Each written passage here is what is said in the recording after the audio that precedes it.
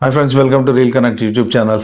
మన శంకర్ వరప్రసాద్ ఇంకా ఏం ఆడుతుంది అసలు. సంక్రాంతి అయిపోయినా కూడా ఇంకా సంక్రాంతి అయిపోలేదేమో అన్నట్టుగా ఒక రేంజ్లో నడుస్తుంది. కానీ చాలా రోజుల తర్వాత చిరంజీవికి మాత్రం ఒక మంచి మంచి మ్యాసివ్ బిగ్ హిట్ ఇచ్చాడు Anil Ravipudi. So at the same time రికార్డులు బద్దలు కొట్టేశాడు. ఇది ఆల్రెడీ 250 కోట్లు గ్రాస్ అయితే దాటిపోయింది. యుఎస్లో మాత్రం వండరు ఈసారి దగ్గర ఇంకొక 1-2 డేస్ అయితే $4 మిలియన్ వెళ్ళిపోద్దంట. అంటే దగ్గర 35 కోట్ల పైన ఈ సినిమా వసూలు చేస్తుందంట.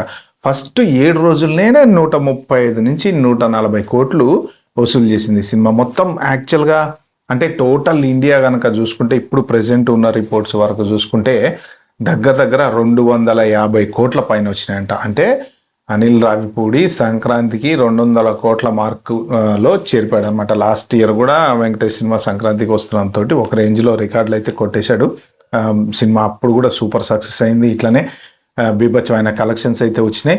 సో ఇప్పుడు అసలు ఏంటంటే అబ్రాడ్లో ఏంటంటే అబ్రాడ్లో కూడా బ్రహ్మాండంగా ఆడుతుంది సినిమా. అక్కడ కూడా సూపర్ కలెక్షన్స్ వస్తున్నాయి. అంటే ఇప్పుడు మన ఇండియన్ కరెన్సీ ప్రకారం చూసుకుంటే కనుక దగ్గర 35-40 కోట్లకి చేరిందంట. అంటే అరౌండ్ $3.5 మిలియన్, రఫ్లీ ఇంకా $4 మిలియన్ కూడా చేరచ్చు అనమాట.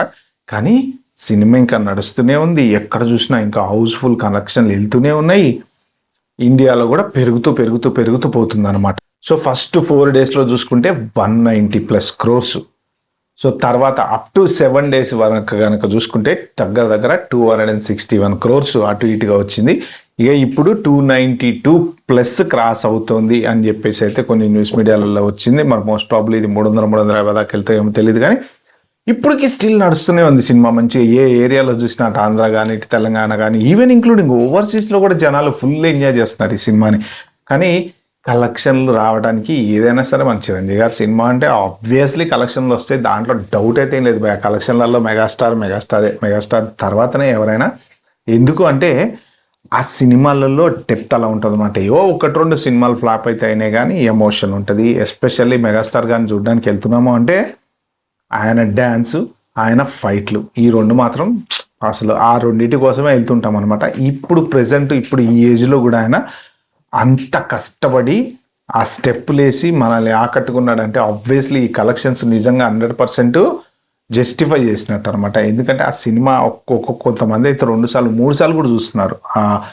మెయిన్ అంటే కామెడీ ట్రాక్ ఇవన్నీ పక్కన పెడితే అసలు అన్ని రోజుల తర్వాత మెగాస్టార్ని ఆ టైప్ ఆఫ్ యాక్టింగ్లో తర్వాత ఉండేటువంటి సీక్వెన్స్లు కానీ అవి కానీ అసలు సీరియస్ నుంచి కామెడీ అయిపోవడము, మళ్ళీ భయపడిపోవడం, అసలు వండర్ఫుల్ సీన్స్ కదా.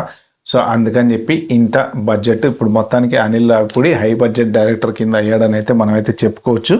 కాకపోతే ఏంటంటే ఇది బాధ్యత పెంచినట్టు అవుతుంది. మళ్ళీ నెక్స్ట్ సంక్రాంతికి ఇదే లెవెల్లో ఇదే రికార్డులు సృష్టించాలని చెప్పేసి. సో నెక్స్ట్ సంక్రాంతికి కూడా రాబోయేటువంటి సినిమా మనం ఇదే ఎక్స్పెక్ట్ చేద్దాము.